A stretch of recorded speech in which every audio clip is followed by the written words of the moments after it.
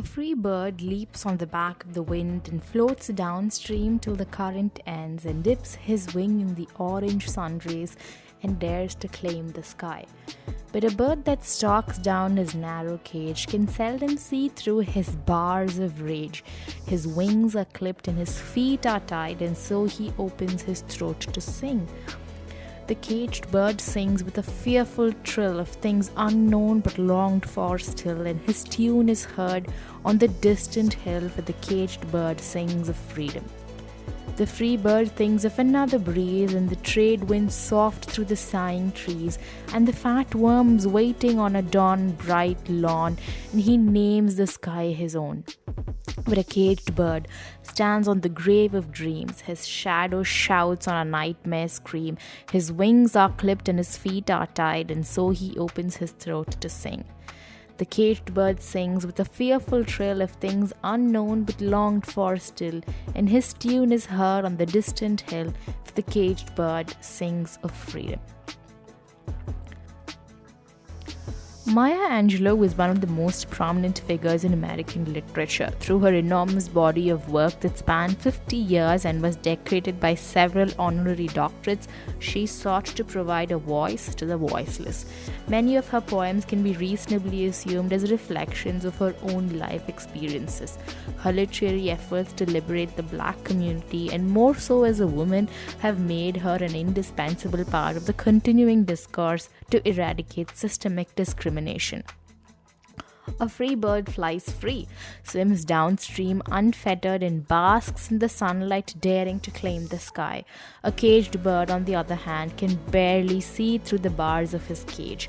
His wings are clipped and his feet are tied, and so he sings. He sings of something that he has never been fortunate enough to have but still longs for, and that is freedom.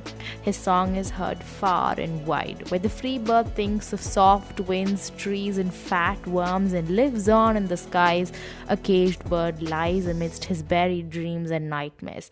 The free bird is a symbol for the free man, a man who can claim the world for himself, while the caged bird is a symbol for the oppressed who are made to sacrifice their hopes and aspirations. The poem is written in 6 stanzas. There are instances of imagery in the poem, both visual and auditory. Visual imagery examples would be the orange sky or the grave of dreams. I'm a particular fan of the line, the grave of dreams, because it says so much. Examples of auditory imagery would be a fearful trill or the shadow's nightmare scream. The trees in the poem are personified when she talks about the free bird's life, as also is the shadow that shouts on a nightmare scream.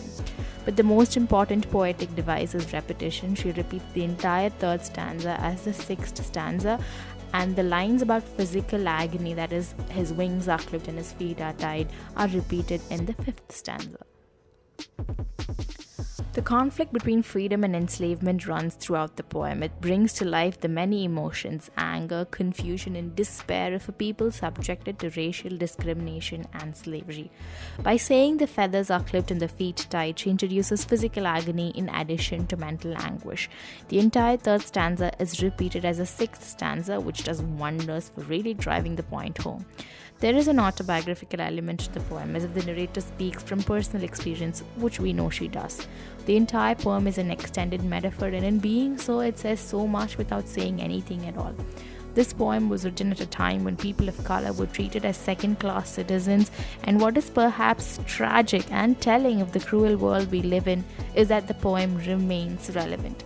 With the birds sing, Maya Angelou writes, "The bottom line of the poem is this: hate is poison to the heart and a thief of dreams, and as those with the prerogative to speak for change, we must not fail in ensuring there comes a day when we can all claim the sky as our own."